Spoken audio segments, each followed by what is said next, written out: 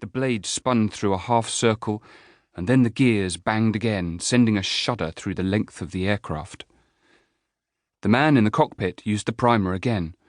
The propeller went on turning, its 3 blades swinging slowly.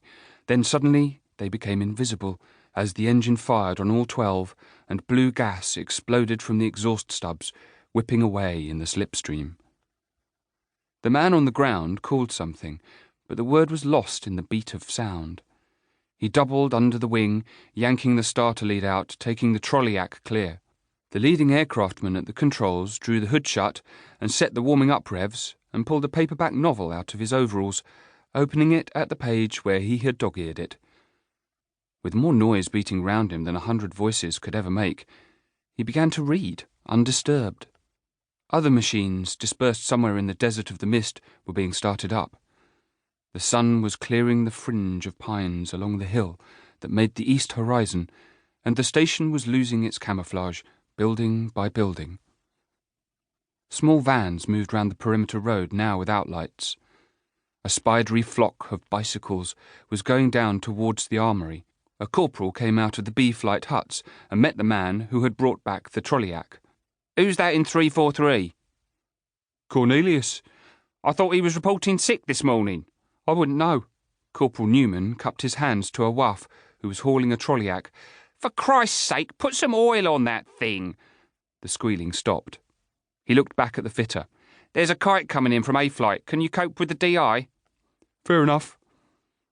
Preble went into the crew room and stood by the window watching 343. He was thinking, every time that prop goes round, it's a bit nearer the end of the war. He was, so far, one of the lucky ones who hated the war simply because it was uncomfortable. He listened to the Irks talking behind him until the propeller of 343 slowed, idling with an uneven windmill motion. He went to the door, calling out, 2-6! Belt! What for? On the tail, come on! 3 of them followed him out, running across the perimeter road to 343. In the cockpit, Cornelius watched the mirror, and when the 4 of them were sitting hunched on the tail of the Spitfire, he pulled the hood shut, braced the stick back hard, and opened the throttle, taking it progressively as far as the gate, and then testing for mag drop and boost. On the tail, Preble sat with his arms hooked around the man next to him, his head down and eyes squeezed shut. His cap held over his face to shield it from the blast of the slipstream.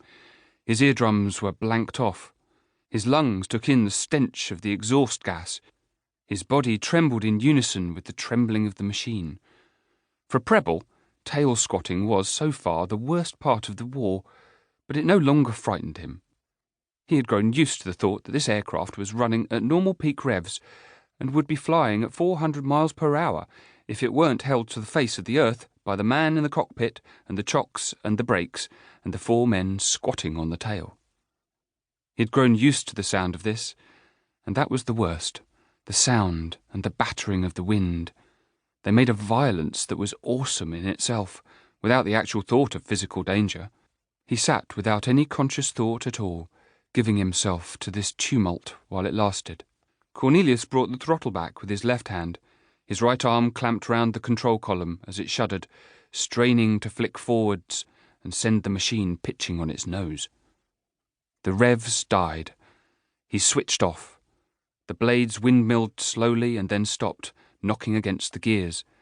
The men dropped off the tail, opening their eyes like boxers recovering. Already the fitter in 524 was yelling for them. They bundled across the grass to the next concrete bay and climbed onto the tail, 4 professional squatters, feeling themselves more useful than 4 sandbags, only because sandbags were not so mobile. Cornelius got down from 343, and Corporal Newman met him halfway to the flight office. "She okay?"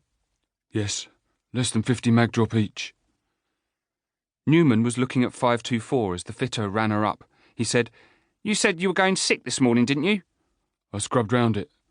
Cornelius put a piece of chewing gum into his mouth. "We don't want you flaking out again." "That was having no lunch." "Well, you'd better watch yourself, Ken. You might fall into a propeller next time, and they're expensive." "I don't like you much either." He went off to the blister hangar, where there was a 7-hour inspection lined up.